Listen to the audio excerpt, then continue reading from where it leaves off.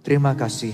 Sebentar firman-Mu disampaikan. Urapi hamba-Mu dan setiap umat-Mu. Bukan hanya dengan perkataan, tetapi ada kuasa yang mengalir.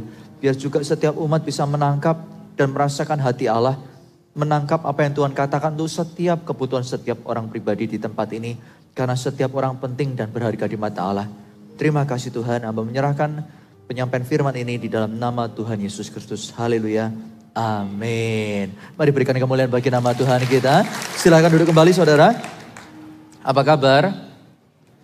Luar biasa ya, puji Tuhan. Shalom juga untuk Anda yang mengikuti secara live streaming. Kiranya damai Kristus beserta kita selalu.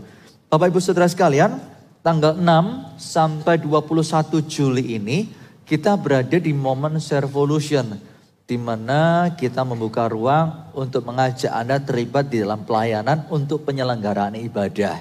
Dan berkenaan dengan itu saya menggunakan kesempatan yang ada untuk di kesempatan malam ini menyampaikan kebenaran firman Tuhan dengan tema melayani. Dan topik yang saya angkat adalah hidup itu adalah pilihan dan berkaitan dengan masa depan. Dan untuk mengawalinya saya ingin menampilkan kepada Anda ada beberapa statement orang yang diucapkan pada akhir hayatnya. Statement-statement ini diingat karena itu kata-kata terakhir mereka sebelum berpulang. Ditampilkan aja beberapa statement tersebut. Yang pertama adalah Crosby. Dia adalah seorang aktor juga penyanyi. Suatu kali dia bermain golf. Setelah bermain golf berbincang muncullah kalimat ini. Itu tadi permainan golf yang hebat kawan. Tak lama kemudian dia pingsan. Dan setelah pingsan ternyata meninggal dunia. Yang kedua Harry Houdini. Dia adalah seorang magician. Seperti yang pernah saya singgung, orang ini biasanya melakukan praktek-praktek sulap dengan pergi ke kantor-kantor polisi, minta diborgol. Semakin banyak borgol, tak jadi soal, semuanya bisa dilepas. Dia pernah diikat, diborgol, kemudian dilempar ke sungai dengan pemberat. Semua bisa diatasi. Ada satu kebiasaan yang ia biasa lakukan adalah mengencangkan otot perut, lalu mengundang orang yang merasa dirinya kuat untuk memukul perutnya. Ada satu momen dia melakukannya lagi, belum menyiapkan otot perutnya sudah dihajar. Singkat cerita, itu menjadi endingnya karena ususnya pecah. Lalu sebelum meninggal dia berkata, aku lelah, saya lelah. Saya rasa hal ini akan menguntungkan saya. Baginya istirahat dan meninggal menguntungkan, gak perlu berjuang lagi. Yang ketiga, Bunda Teresa, seorang pejuang kemanusiaan, meninggal oleh karena gangguan jantung. Di akhir hayatnya dia berkata, Yesus aku mencintaimu, Yesus aku mencintaimu. Yang terakhir Michael Faraday. Dia adalah ilmuwan Inggris yang berjulukan Bapak Listrik. Karena ia penemu arus listrik. Dia berkata, saya akan bersama Kristus dan itu sudah cukup. Karena kata-kata terakhir seringkali terpatri dalam hati orang, disimpan sebagai bentuk warisan yang akan dilanjutkan. Nah, ada satu tokoh yang hari ini kita juga akan perhatikan, karena tokoh itu menyampaikan sebuah pesan yang serius kepada umat Allah, yaitu Yosua. Kata-kata ini, kalimat ini juga di akhir hayatnya ia sampaikan. Yosua pasal ke-24 ayat 13 sampai ayat yang ke-15. Saya bacakan untuk Anda. Demikianlah kuberikan kepadamu negeri yang kamu peroleh tanpa bersusah-susah. Dan kota-kota yang tidak kamu dirikan. Tetapi kamulah yang diam di dalamnya. Juga kebun-kebun anggur dan kebun-kebun zaitun yang tidak kamu tanami. Kamulah yang makan hasilnya. Oleh sebab itu, takutlah akan Tuhan dan beribadahlah kepadanya dengan tulus, ikhlas dan setia. Jauhkanlah Allah yang kepadanya nenek moyangmu telah beribadah di seberang sungai Efrat dan di Mesir. Dan beribadahlah kepada Tuhan. Tetapi jika kamu anggap tidak baik untuk beribadah kepada Tuhan, pilihlah pada hari ini Kepada siapa kamu akan beribadah? Allah yang kepadanya nenek moyangmu beribadah di seberang sungai Efrat, atau Allah orang Amori yang negerinya kamu diami ini? Tetapi kalau aku dan seisi rumahku, kami akan beribadah kepada Tuhan. Ini adalah kalimat-kalimat akhir Yosua yang dilontarkan kepada umat menjadi sebuah tantangan-tantangan dalam kehidupan mereka.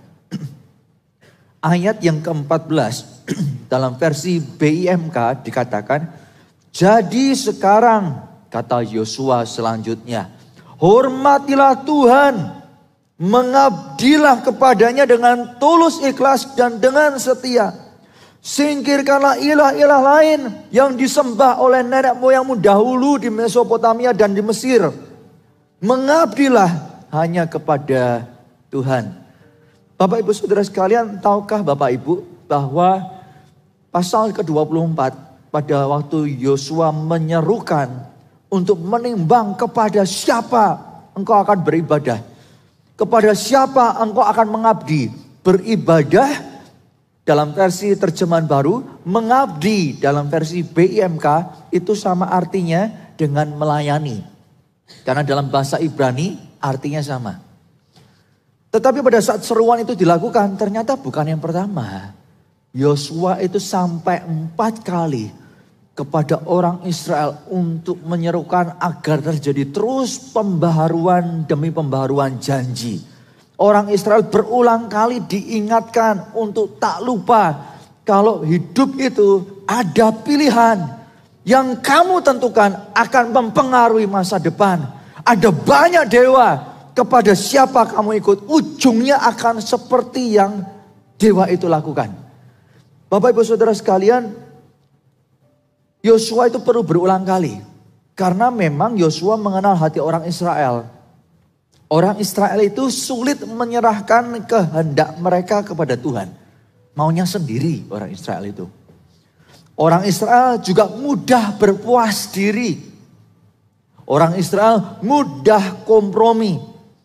Sebagian dari mereka suka menunda-nunda, bahkan menghindari komitmen.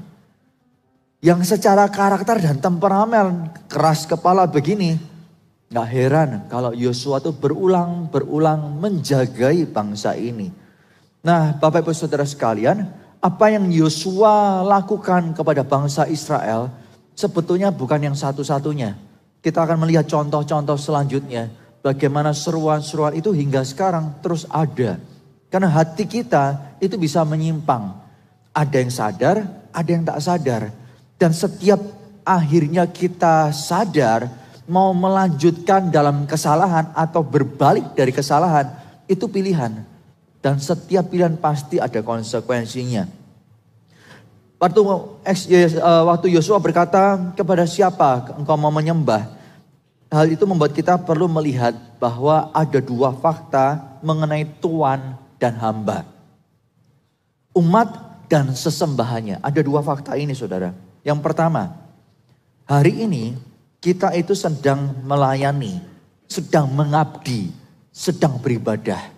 Tapi meskipun ada banyak ilah atau berhala, kita hanya bisa memilih satu Tuhan saja dalam hidup ini. Kita hanya bisa memilih satu Tuhan aja. Khususnya Tuhan Yesus, dia gak mau dimadu. Makanya dia berkata, kalau kamu gak dingin, kamu gak panas, kamu suam-suam, aku muntahkan. Tuhan Yesus gak mau dimadu. Ikut aku atau gak sekalian.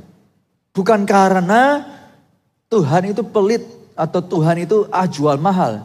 Anda bayangkan, poligami itu mana ada yang suka. Dimadu pada menderita. Meskipun di luar tampaknya rela. Lihatlah manusia ya manusia, bahannya debu tanah, hatinya juga riskan. Mana ada yang sukacita pada saat dirinya diduakan. Jadi kalau kita berkata, Tuhan sok jual mahal. Cobalah di posisi kalau Anda yang dimadu. Gak mungkin Anda berkata dan bahagia, aku bangga suamiku menduakan hatiku. Dengan menduakan hatinya dengan yang lainnya. Gak ada. Buktinya selingkuh itu selalu melukai. Poligami, selingkuh, pindah ke lain hati itu melukai. Karena itu gak heran kalau Tuhan pun gak mau dimadu. Nah Bapak Ibu Saudara sekalian, Masalahnya jika kita harus memilih satu Tuhan, sebagaimana Matius pasal yang ke-6 ayat 24 berkata, tak seorang pun dapat mengabdi kepada dua tuan. Karena jika demikian ia akan membenci yang seseorang dan mengasihi yang lain.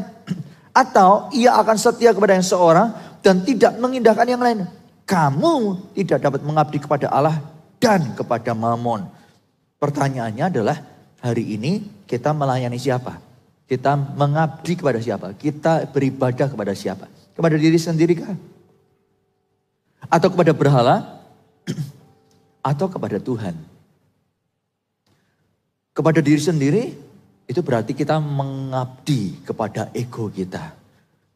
Orang yang mementingkan dirinya sendiri tak peduli kepada yang lainnya. Ada sebuah cerita yang tadi sudah saya sampaikan.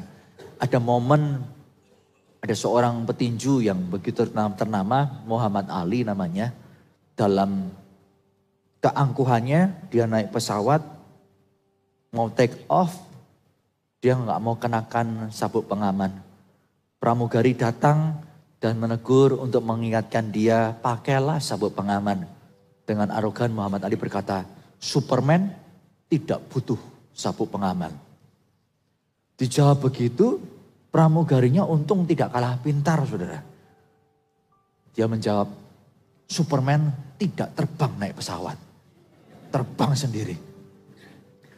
Kalau kita menjadi orang yang mengabdi kepada diri sendiri, memuja diri sendiri, kita bisa meninggalkan yang lainnya karena kita merasa kita yang paling atas. Lupa kanan kiri, lupa bahwa diri kita itu sama dengan yang lain. Memang ada lebihnya, mungkin kelebihannya dari segi cara berpikir, dari segi ekonomi, dari segi luasnya relasi.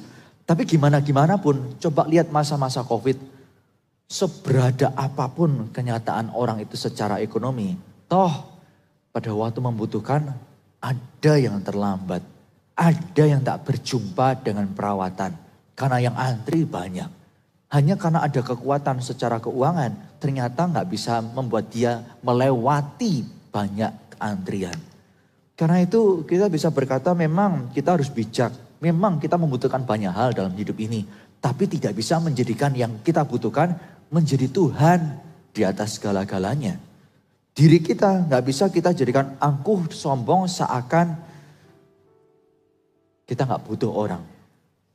Ataukah kita memberhalakan sesuatu? Nafsukah? Allah orang Amori itu orientasinya ke nafsu. Jadi sering mengadakan pesta seks. Itu Allah orang Amori. Kalau Allahnya nenek moyang orang Israel, itu dewa yang orientasinya tentang astrologi. Sesembahannya selalu berkaitan dengan kepercayaan kepada posisi-posisi bintang. Posisi bintang seperti ini artinya apa buat kehidupan orang? Dewa orang Mesir berorientasi kepada materialisme. Sehingga pada saat orang Israel setelah 400 tahun dijajah, dibawa keluar, mereka masih ingat hidup di Mesir meskipun jadi budak. Tontonannya, lingkungannya, orang-orang yang secara perawakan dan lain sebagainya kelas atas. Mereka menginginkan kembali ke situ. Karena itu Bapak Ibu Saudara sekalian, ada satu momen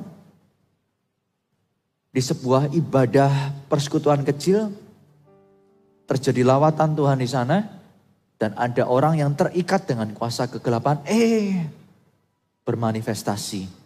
Beberapa pelayan Tuhan mencoba untuk melayani, tapi tak kunjung pergi. Roh jahatnya nggak selesai-selesai, nggak tahu kenapa. Bangkitlah seorang anak muda dari antara kerumunan tersebut, lalu mendatangi orang yang lagi kerasukan roh jahat, lalu berkata, dalam nama Yesus, setan pergi. Orang yang semula dilayani, nggak tahu apa-apa tentang orang ini, mendadak ketawa. Ketawa, hahaha, lalu berkata, kamu mengusir aku, kita kan sama. Orang yang kerasukan roh jahat bisa berkata kita sama. Itu horor, saudara. Dan orang muda itu tumbang ikut pelepasan juga. Karena ternyata dia pelayan Tuhan, tapi kehidupannya tinggal di dalam dosa. Dalam kehidupan kita, Berhalanya kita itu apa? Akan muncul. Tinggal tunggu waktu. Masalahnya kita hanya boleh memilih satu Tuhan. Dan Yesus gak mau dimadu. Pertimbangkan mau ikut siapa. Karena yang kita ikuti, poin yang kedua tentang fakta Tuhan dan hamba, akan mempengaruhi hasil akhir atau masa depan. Paling tidak saya ingin saudara kembali mengingat siapa Tuhan kita. Yesus itu Allah yang penuh kasih. Dan dalam kasihnya, dia itu begitu peduli sampai berikan nyawa. Ada seorang yang bernama Bob, saya pernah ceritakan kepada Anda. Di momen Valentine 2013, dia berikan bunga lili kepada istrinya. Istrinya menerima dengan sukacita, kucingnya ikut-ikutan. Kucingnya bahkan makan bunga lilinya, lalu keracunan. Setelah 3 hari gak selera makan, dibawa kucing itu ke dokter hewan. Setelah diperiksa, ketahuan keracunan. Dilakukan pengobatan, setelah 2 minggu dilakukan pengobatan, gak kunjung membaik. Dicek-cek lagi, dokter hewan berkata ini perlu, karena ginjalnya bermasalah, perlu cuci darah. Bob berpikir, gak apa-apa, asal kucingku menjadi sehat. Perjalanan dari rumah Bob ke dokter tersebut berangkat itu 2 jam. Berarti pulang 2 jam. Seminggu 2 kali. 8 jam hanya untuk bolak-balik, belum termasuk prosesnya. Setelah 2 bulan proses cuci darah untuk si kucing, gak kunjung membaik. Dokter mengecek lagi dan berkata, ini perlu ganti ginjal. Jadi kamu perlu cari donor ginjal untuk si kucing. Dicari, ketemu saudara. Dan biaya untuk ganti ginjal itu 200 juta sekian. Setelah diganti ginjalnya, sehatlah kucingnya dan dia bahagia. Berita itu tersebar, wartawan bertanya, kamu bela-belain untuk kucingmu sehat sampai keluarkan dana begitu banyak. Dia berkata, untuk dana keluar demi si kucing sehat, kalau perlu lagi, dan lagi, aku akan beri. Wow, statementnya luar biasa saudara. Tapi saya yakin kalau dana yang dibutuhkan untuk si kucing sehat lagi, itu harus sampai gadai rumah, menurut saya gak akan dilakukan. Karena dia harus melewati mayat istri dan anak-anaknya saudara. Gak mungkinlah istri dan anak-anaknya bersedia menggelandang demi si kucing kembali bernyawa. Tetap bernyawa, gak mungkin. Manusia dalam kasihnya ada batasnya.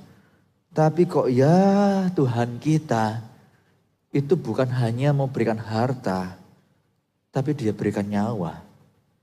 Yohanes 3 ayat ke-16 berkata, karena begitu besar kasih Allah akan dunia ini, sehingga ia mengaruniakan anaknya yang tunggal, supaya setiap orang yang percaya kepadanya gak binasa, melainkan beroleh hidup yang kekal. Allah kita bukan berikan semua surga, tapi dia berikan nyawanya. Itu Tuhan kita. Dan pada saat kita mengikutinya, Yohanes pasal ke-10 berkata ayat 10. Jika pencuri datang untuk mencuri, membunuh dan membinasakan, dia datang untuk memberi hidup. Dan hidup dalam kelimpahan. Itu berarti bukan hanya kekekalan yang Tuhan garansi pada waktu kita ikut dan setia kepada dia. Tapi hidup masa kini juga ia bisa buat berarti.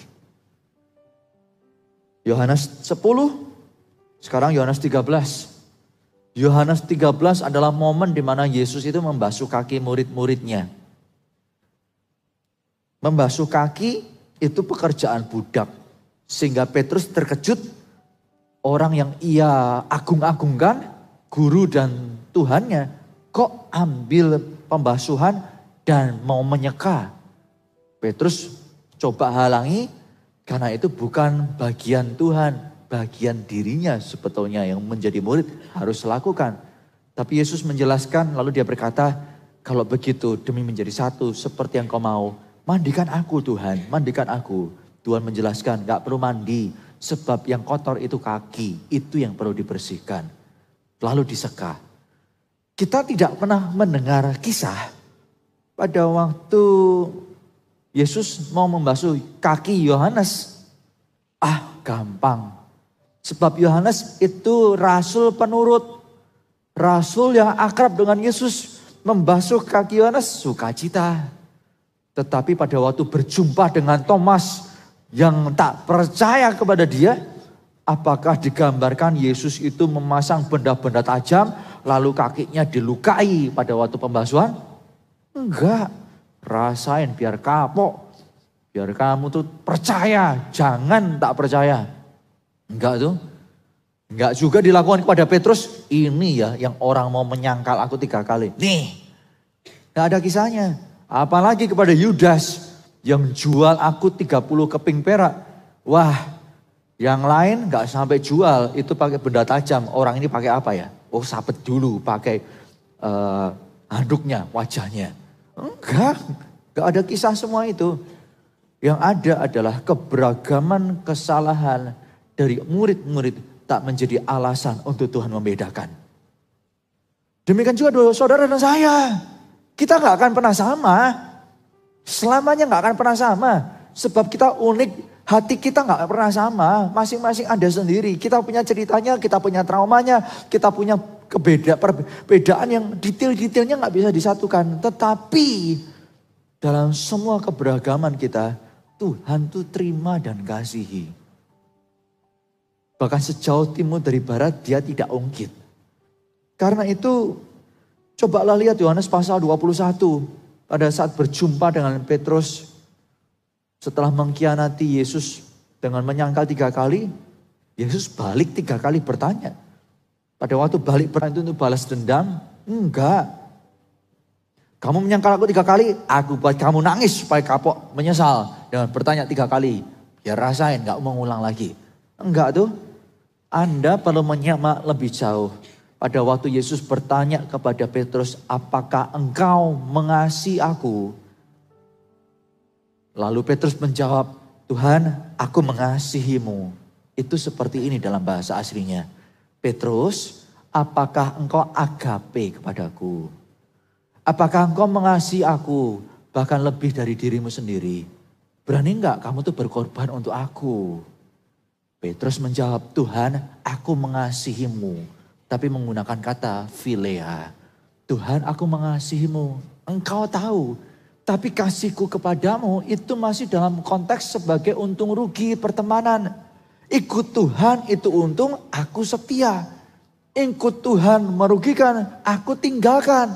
Dan itu sudah terbukti. Hari ini kami jadi nelayan lagi. Yesus berkata, gembalakanlah domba-dombaku. Kali kedua, Yesus tanya yang sama. Apakah engkau mengasihi aku? Petrus menjawab serupa. Ya Tuhan, aku mengasihimu. Pertanyaan kedua, Yesus mengajukan Petrus, apakah engkau agape kepadaku? Apakah engkau mau mati bagiku? Mengorbankan dirimu? Petrus kembali menjawab, Tuhan, aku mengasihimu. Tapi hari ini aku bisa tetap philea. Gak bisa lebih. Tuhan Yesus berkata, gembalakanlah domba-dombaku. Baru kali yang ketiga, pada waktu Yesus bertanya, apakah engkau mengasihi aku? Dan menangislah Petrus selalu berkata, Tuhan kau tahu segala sesuatu, aku mengasihimu. Itu karena ketiga kali Yesus menggunakan kata kasih dengan kata philea. Petrus, apakah engkau philea kepadaku? Bukan lagi agape. Apakah engkau philea? Hari ini engkau mengaku kasihmu untung rugi kepadaku. Ya sudah, kasih aku dengan kasih itu. Kamu gak bisa berkorban untuk aku. Gak apa-apa. Dengan kasih itu sayangi aku. Kita bersama-sama membangun relasi antara Tuhan, hamba, Tuhan dan umat. Disitulah Petrus menangis dan berkata, Tuhan, aku philea kepadamu. Dengan kata lain, mau ditanya 1000 kali pun, sampai jungkir balik tidak hanya menangis. Jawabanku gak berubah. Hatiku itu tetap sama. Hari ini aku hanya bisa mengasihimu dengan kasih yang terbatas. Tapi Tuhan Yesus tetap berkata, gembalakanlah domba-dombaku. Itu Tuhan Anda dan Tuhan saya loh. Penerimaannya bukan wujudkan satu perkara. Tapi dalam banyak perkara, Tuhan itu menunjukkan dia mengasihi kita. Yohanes pasal ke-14, dia memberitahu kepada kita kemana dia ajak kita pergi. Bahkan dia mau pergi pun dia memberitahu, jangan pergi dari Yerusalem sebelum aku mengutus Roh Kudus. Jangan pergi. Dan pada saat Roh Kudus turun, kita tahu, murid-murid tahu mereka tidak yatim piatu. Sebelum Yesus terangkat pun, melalui Yohanes 14, Yesus berkata, aku akan pergi ke di rumah Bapakku ada banyak tempat tinggal. Aku akan menyediakan untukmu. Ada tempat bagimu dalam kekekalan. Tapi kalau nggak ada di sana, aku pasti beritahu. Tapi ini ada, aku siapkan. Begitu siap, aku datang kembali. Itu Tuhan kita. Berhala punya mulut gak bisa bicara. Kita terbatas keadaannya. Berhala bukan berupa patung, bisa berupa macam-macam yang menguasai hati kita lebih daripada cinta kita kepada Tuhan. Salah satunya Kejadian pasal yang ketiga. Ada momen di mana Adam dan Hawa berbincang dengan si ular. Dan ular mengajukan sebuah pertanyaan. Bukankah di seluruh taman ini Tuhan berkata boleh dimakan semuanya kan? Buah-buahannya dan lain sebagainya boleh kan? Hawa berkata, enggak. Ada satu buah yang Tuhan larang untuk kami raba, yang Tuhan larang untuk kami makan. Karena pada saat kami memakannya, Tuhan berkata kami akan mati. Tapi berbeda dengan ular, Tuhan itu mengatakan yang benar, tidak menyesatkan, tidak membohongi, tidak menjebak. Kamu makan, kamu mati. Ular berkata, enggak, justru kamu akan hidup. Jadi seperti Allah, tahu yang baik dan lain sebagainya. Sehingga dengan perkataan itu disesatkanlah Hawa, terjebak dan akhirnya jatuh dalam dosa. Setelah melanggar perintah Allah, bukankah ketaatan kepada ular membuat mereka keluar dari Taman Eden?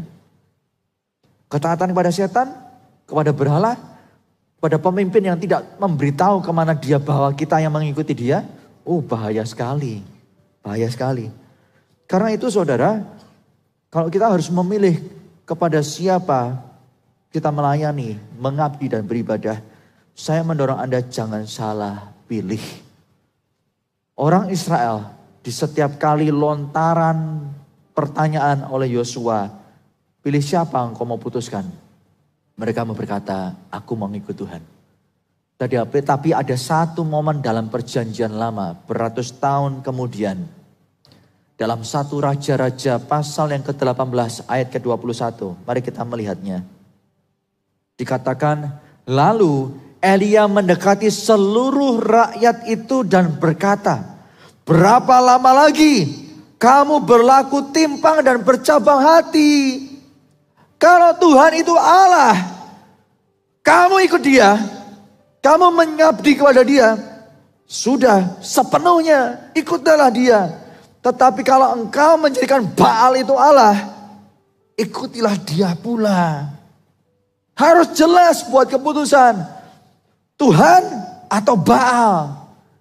Beda dengan Israel yang kalah, Yosua memberi jawab.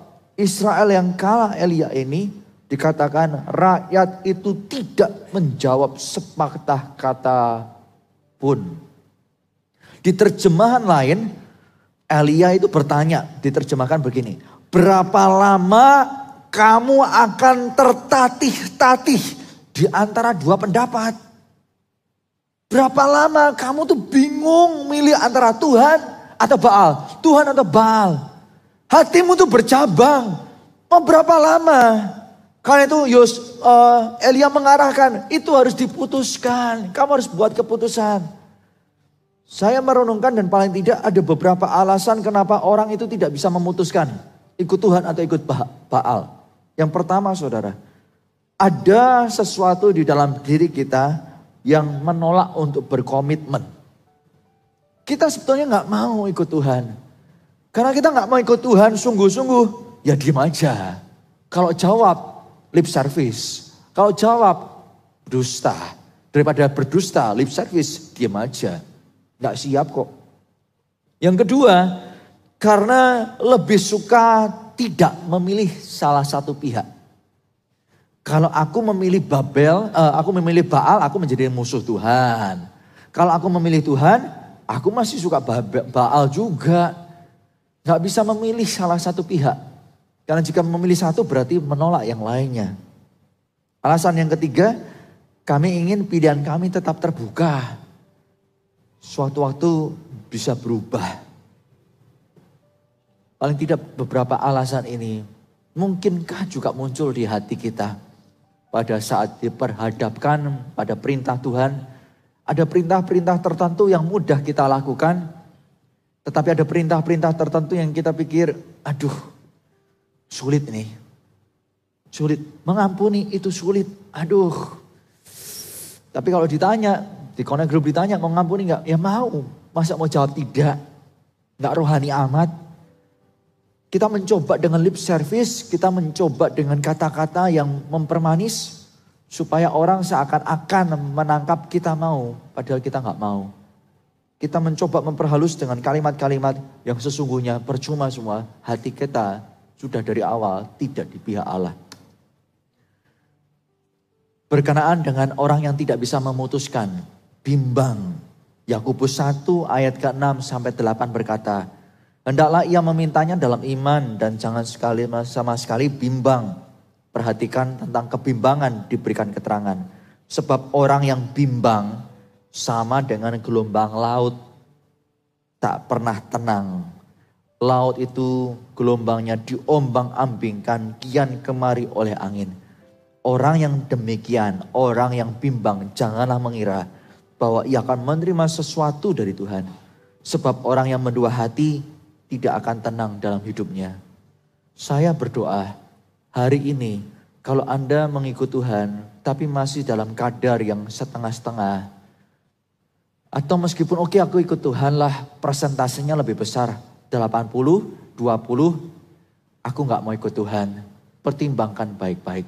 Saudara, pernahkah Anda membeli air mineral dan Anda ngotot tetap ingin membelinya jika kandungan di dalamnya tertulis 80% air mineral segar dari pegunungan, 20% air kencing kuda. Apakah Anda akan membelinya? Kan larut Pak, larut. 20% tertelan dengan yang 80%. Ya sudahlah kalau 20% kebanyakan 10% aja deh. 10% air kencing kuda.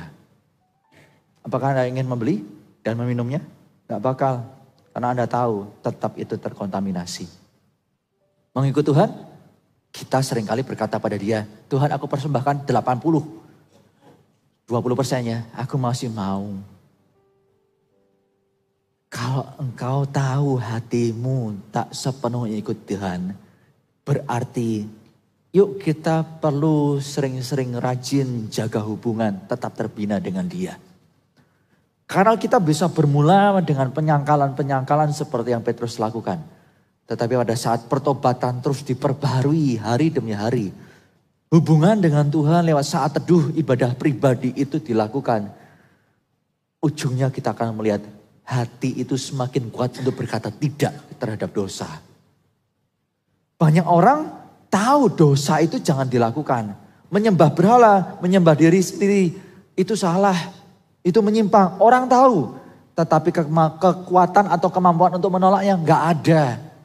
Karena kekuatan itu untuk menolak dosa hanya bisa didapatkan lewat kita mendekat kepada Allah. Saya mendorong, bangunlah hubungan yang dekat dengan Allah. Bangunlah kebiasaan berdoa hari demi hari. Pak, pada waktu saya percaya Tuhan awal-awal begitu menyebut nama Tuhan Yesus rasa greng, damai di mana-mana. Tapi sekarang enggak Pak, apakah Tuhan tinggalkan saya? Nah, saya mau bertanya di sini yang sudah menikah berapa banyak? Oke. Yang sedang berpacaran, angkat tangan. Ya, saudara kalau Anda berpacaran atau yang sudah menikah pasti pernah mengalami namanya sensasi cinta. Ya, nggak berpacaran, waktu berpacaran, gandeng tangan pertama, hati bisa deg-deg ser. Rasanya tangan tuh dilihat terus, Berharga pengalaman yang ada. Tapi khususnya yang sudah menikah pasti bisa mengerti. Yang pacaran juga pasti bisa lah. Kalau sudah sering gandeng tangan, apakah setelah menikah masih ngerasa greng gitu dengan istrinya? Atau dengan suaminya? Bersama itu masih kayak ada sensasi cinta? Atau menjadi lebih matang? Lebih matang kan? Kalau Anda sudah 10 tahun menikah, pegang pasangan masih, saya tanda tanya ada apa dengan Anda? Tapi harusnya seiring bertambahnya usia dan hubungan yang akrab, kita tuh semakin mengenal. Bahkan dari raut wajah dan kode yang ia beri, maksudnya apa? Kita tahu. Gak ada lagi gereng-gereng, tapi hubungannya makin dalam. Kalau dulu bermula dari Anda punya gereng-gereng pada saat berdoa, sekarang enggak. Itu artinya kita perlu menjadi sadar Tuhan bawa kita ke hubungan yang matang. Kalau hubungan kita dibawa kepada matang, berarti teruslah setia. Saya percaya hati manusia itu bukan dari batu. Tuhan bisa jamah.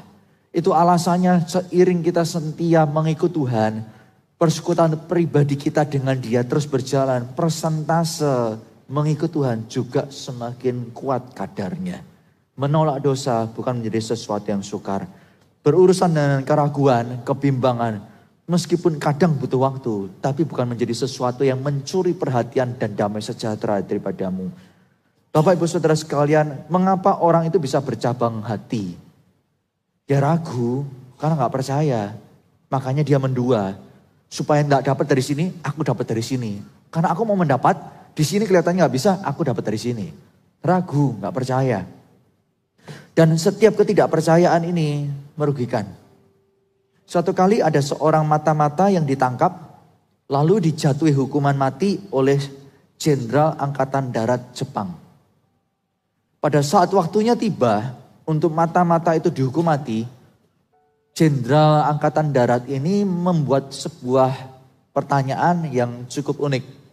Biasanya mata-mata lain gak ditanyain, tapi yang kali ini ditanya. Dan pertanyaannya adalah, kamu silahkan pilih pintu besar ini yang gelap warna hitam atau regu tembak. Tawanan itu berpikir, dia putuskan pilih regu tembak. Akhirnya berlanjut, dia ditembak dan mati. Asisten jenderal ini bertanya, gak pernah buat yang aneh-aneh, sekarang kok buat aneh-aneh. Apa maksudnya pintu itu? Jenderal itu berkata, pintu itu jika dia pilih, aku bebaskan dia. Karena itu pintu untuk keluar. Itu pintu jalan keluar. Tapi kenapa dia pilih yang ke sana? Karena dia bisa tebak, ditembak, ujungnya seperti apa? Meninggal. Tapi kalau pintu ini, dia masih tak tahu apa di baliknya. Apakah disiksa makin kejam? Gak tahu. Lebih baik mati, disiksa lebih lama, menderita. Mungkinkah itu pikirannya? Kita gak pernah tahu. Tapi seringkali kita juga sama. Ikut Tuhan, Tuhan itu tidak dikontrol kita. Kalau berhala dalam kontrol kita, mau menyembah dia atau enggak, kita kontrol.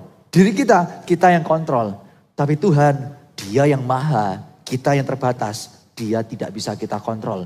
Kita yang harus ikuti dia. Mengikuti Tuhan yang kadang tak tertebak, itu mendebarkan. Pengalaman-pengalaman, petualangan-petualangan itu terkadang membuat orang, wah daripada berdebar-debar, pilih yang pasti aja. Meskipun yang di sini kerusakannya, kerugiannya itu ada. Paling tidak aku sudah familiar dengan kerugiannya. Keraguan membuat kita tuh tak percaya bahwa Allah yang penuh kasih itu tak mungkin mengkiri firman-Nya. Dari tangan yang berlubang paku, kaki yang berlubang paku. Dan pada saat disalib punya satu mulut untuk mengutuk. Yesus tak melakukannya. Dari Tuhan yang begitu penuh kasih. Kita berpikir bisa keluar rancangan yang mencelakakan. Kalau keluar rancangan yang mencelakakan, lebih baik Yesus gak akan mati. Yesus tidak selamatkan kita, kita sudah celaka kok. Buat apa Yesus mati di kayu salib? Kalau ujungnya dia beri kesempatan kita untuk celaka karena Yesus menipu kita. Yesus tak pernah menipu kita. Dia beritakan firman, Dia berikan Alkitab pada kita untuk kita punya dan kita baca sebagai pedoman. Bahwa Tuhan itu tidak akan keluar dari apa yang telah ia katakan. Karakter dan janjinya bisa kita pegang, bisa kita percaya. Karena itu kalau kita menjadi ragu, lihatlah lebih jauh. Hidup ini campur tangannya banyak. Saya mau bertanya, siapa di sini yang Bapak Ibu tadi malam berdoa kalau minta sama Tuhan supaya matahari tetap terbit di timur? Ada saudara? Terbit, kalau terbitnya di barat ceritanya bisa beda loh. Dunia pasti berubah, alam pasti tak sama. Hari ini bisa terjadi gempa karena perubahan-perubahan yang ada. Atau mungkin terlalu spesifik lah. Siapa yang di sini masih berdoa Tuhan supaya gravitasi tetap normal. Enggak jadi seperti di bulan. Ada yang berdoa? Siapa yang berdoa supaya usus kita tetap berfungsi seperti mana layaknya kondisi yang ada, baik. Kita nggak pernah secara detail-detail berdoa sebutkan satu-satu. Tapi semuanya tetap baik. Semuanya tetap Tuhan jaga. Untuk hal-hal yang besar, kita percaya dan tidak ragu. Tapi pertanyaannya, kalau hal-hal di alam semesta kita tidak pusing sama sekali, mengapa kita tidak bisa mempercayai Tuhan dalam hal-hal kecil dalam kehidupan kita? Kenapa kita tidak bisa percaya? Bahkan Tuhan berkata, rambutmu jatuh pun aku tahu kok. Bapak Ibu Saudara sekalian, Tuhan itu tahu. Tuhan itu tahu. Apa yang menjadi pergumulanmu, apa yang menjadi tantanganmu, Dia tahu. Dan kalau Dia tahu, Dia mengizinkan kita melewatinya, itu berarti Dia juga percaya kita punya kekuatan dari penyertaannya untuk berkemenangan pada ujungnya. Rasa percaya itu ada. Rasa percaya itu ada. Tadi malam saya dengan mama saya ngobrol. Karena nenek ke cucu memperlakukan agak dimanja. Saya berkata kepada mama saya, Mama lihat Jordan dan Justin. Itu pekerjaan biasa yang Benny suruh untuk mereka. Gak apa-apa, jangan khawatir. Mama lupa, waktu Benny di usia mereka, kerja Benny lebih berat loh. Untuk ngurus rumah, Benny melakukan ini dan itu kan. Mama lupa. Oh iya lupa ya. Dulu kamu melakukan ini itu. Yang lebih berat daripada anak-anak. Ya mungkin ini hati nenek ya. Kalau sama cucu berat. Alasannya ke situ mulai. Ya iyalah mah namanya nenek bukan orang tua. Waktu itu mama sebagai orang tua ke Benny juga tegas. Untuk terlibat ini dan itu. Tapi sampai dengan ini mau saya berkatakan kepada Anda bahwa kalau Tuhan peduli. Itu kepeduliannya demi kebaikan anak. Bukan untuk dimanja. Mazmur 13 itu pemazmur menuliskan tentang kondisi berat depresinya. Tapi dalam kondisi yang gelap itu kita bisa melihat bahwa ada harapan, ada kenyamanan dan kasih Tuhan yang tidak berhenti kepada yang berseru dan mencari Dia. Suatu kali saya mendatangi rumah keluarga jemaat, bukan jemaat di sini. Saya mewakili beberapa orang untuk minta maaf kepada keluarga tersebut. Anaknya pernah mengambil keputusan terjun dari lantai 2 dan tak seorang pun dari gereja tersebut terlibat untuk menolong keluarga itu. Dengan kondisi berdarah-darah, keluarga membawa anak tersebut ke rumah sakit. Saya dengar kaget, kok gereja seperti itu? Karena saya kenal kedua belah pihak, saya datangi dan minta maaf kepada mereka. Bapak Ibu Saudara sekalian, yang saya mau katakan adalah jika kita sebagai orang yang bukan ada hubungan darah dan daging bisa tergerak hatinya oleh karena belas kasihan. Orang tua mendidik kita oleh karena ada hubungan itu. Tuhan dengan kita DNA-nya beda. Tetapi Dia berkorban berikan nyawa, investasinya mari kita pastikan, kita sadari tak menjadi investasi yang merugi.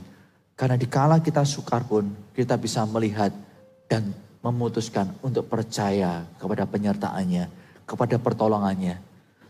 Bapak Ibu Saudara sekalian, dengan ini saya ingin kita bisa merenungkan dua hal. Yang pertama, perjalanan seseorang melayani Tuhan dan sesama dengan segenap hati itu bukan tanpa tantangan, bukan tanpa pergumulan. Ataupun hilang keraguan. Tetapi saat iman kepada Tuhan itu mengatasi semua tantangan, maka nilai perjalanan kita dengan Tuhan itu menjadi tiada bernilai. Gak ada nilainya. Tidak ada ukuran bisa tepat untuk menyampaikannya. Di masa COVID, saya dihubungi Pastor Fuji untuk memfollow up karena ada sebuah keluarga, mereka sudah rame-rame bersiap untuk pulang secara massal ke surga. Saya tahu itu kondisi urgent, saya telepon bapaknya, kami bicara. Pada waktu titik saya mendengar alasan dia mau mengakhiri nyawa secara massal, saya bukan dari teori, tapi dari pengalaman yang saya alami bersama dengan Tuhan pada saat melayani dia, melihat kesetiaannya, bukan muncul sebuah perkataan, ayolah jangan marah sama Tuhan, jangan marah kepada Tuhan. Tapi sebuah kemarahan ilahi yang bisa menegur dia dan berkata, kamu pikir masalahmu yang terberat. Kamu pikir meskipun berat Tuhan tinggalkan. Kalau kamu masih bernafas, hidupmu itu lanjutkan bagaimana? Di tanganmu. Dan kalau masih ada peluang untuk itu, dan ada orang yang menghubungimu, itu berarti ada jalan keluar untuk situasimu. Dari situ dia putuskan, oke Pak, saya berhenti dan tak melanjutkan niat untuk pulang secara massal ke surga. Selanjutnya kita melayani dan keluarga itu dipulihkan. Sekarang jadi pemimpin. Yang kedua, di momen mujizat kuasanya, ada seorang bapak-bapak tiba-tiba mencari saya. Padahal saya lagi bertugas untuk area medis juga. Dia sudah terbaring. Nggak bisa banyak berbuat apa-apa. Begitu saya menemui, istrinya datang dan berkata, Pak tolong doakan suami saya dalam kondisi terbaring. Nggak bisa bicara, nggak bisa apa-apa. Kondisinya lemah, tapi ngejar mau mati terus Pak. Tolong Pak. Oke. Saya datang kepada suami itu dan berkata, Pak mau mati. Bapak mau mati. Pikir lagi, kalau mau mati bunuh diri bukan pulangnya ke rumah Bapak. Ke neraka. Itu kalau berhasil. Kalau gagal, itu bukan hanya Bapak yang menderita. Satu keluarga lebih susah. Jadi kalau butuh perhatian lebih baik utarakan. Ngomong aja. Kalau tersinggung marah bicara aja. Jangan ngancam-ngancam pakai bunuh diri. Semua jadi runyam. Istri Bapak ngurusi Bapak itu sudah kelimpungan. Ditambahi begini. Apa yang Anda harapkan dari istri? Memberi harap. Memberi susah, memberi khawatir. Ya Pak, ya Pak. Ya jadi mau bunuh diri. Bukan saya memberi teori. Tapi saya mengerti bahwa Tuhan itu setia. Dia tidak tinggalkan. Bukan dari perkataan orang, tapi pengalaman pribadi. Dan ada satu orang lagi yang menurut saya kesaksian hidupnya itu begitu luar biasa. Dia bernama William Booth. Ada sebuah buku yang berjudul 70 kali 7 berkenaan tentang pengampunan. Di dalam buku ini diceritakan tentang pria ini, William Booth. Ada satu momen secara medis William Booth dinyatakan buta. Orang pada bingung siapa yang harus menyampaikan berita yang ada. Anaknya berkata, aku yang akan bicara kepada papa. Pada waktu anaknya menyampaikan sesuatu kepada papanya, William Booth berkata, maksudmu aku menjadi buta? Anaknya menjawab, meresponi dengan berkata, saya khawatir itu yang terjadi. Papa jadi buta selamanya. Papanya berkata, melanjutkan, kalau begitu nak, aku sudah gak akan bisa lihat wajahmu lagi. Baru akan melihat lagi di surga nanti. Tapi satu yang saya ingin untuk kamu tahu. Pada waktu mataku terbuka, aku melayani Tuhan dan sesama. Di mataku tertutup tak bisa melihat. Aku akan tetap melakukan yang serupa. Orang ini melayani Tuhan sampai akhir hayat. Kenapa bisa begitu? Karena hubungannya dengan Tuhan bukan dari cerita orang. Pelayanannya kepada Tuhan bukan dari pura-pura atau setengah hati.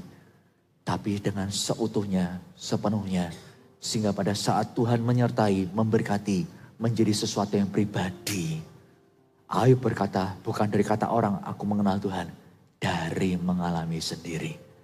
Karena itu di kesempatan hari ini saudara, jika hidup itu berbicara soal pilihan dan itu menentukan masa depan, pilihlah kepada siapa engkau akan melayani. Kepada diri sendiri, kepada berhala, atau kepada Tuhan. Kau tahu kekuatanmu, kau tahu kekuatan berhala, kau tahu kekuatan Tuhan. Kau tahu kelemahan diri, engkau tahu kelemahan berhala, engkau juga mungkin bisa tahu kelemahan Tuhan. Tidak mengabulkan semua doa. Doa yang bertentangan dengan firman-Nya tidak akan dikabulkan. Kau tahu semuanya, tapi segeralah, jangan berdiam. Pertimbangkan, uruslah hatimu, buat keputusan, sehingga masa depanmu itu menjadi sebuah hal yang pasti, tak lagi setengah-setengah, hanya berharap mungkin atau moga-moga. Karena yang Tuhan sediakan itu jaminan yang mulia, pasti. Ada banyak kesukaran, Dia berikan jalan keluar. Sebentar lagi kita memasuki perjamuan kudus. Dari perjamuan kudus ini kita mengerti bahwa apa yang menjadikan kita berharga itu bukan karena dari sejak mulanya nilai kita tinggi. Karena kita orang berdosa. Yang membuat kita berharga karena kita dipilih Tuhan. Kita tuh dipilih Tuhan. Tanah di IKN dulu murah. Begitu dipilih untuk jadi ibu kota, naiknya berlipat-lipat. Seperti hidup kita, murah oleh karena dosa. Tapi karena Tuhan pilih, jadi naik harganya. Hidup saudara dan saya, jangan kita sia-siakan. Mari kita tutup Alkitab kita. Kita akan datang kepada Tuhan bersama-sama. Mari kita bangkit berdiri dan menyiapkan diri untuk perjamuan. Terima kasih Tuhan Yesus. Terima kasih Tuhan. Emas merah dan permata, kenikmatan yang dunia tawarkan, ku lepaskan semuanya untukmu. Ku ikut panggilanmu sampai bumi habis lenyap, sampai akhir nafas di hidupku mengikutmu. Hal yang termulia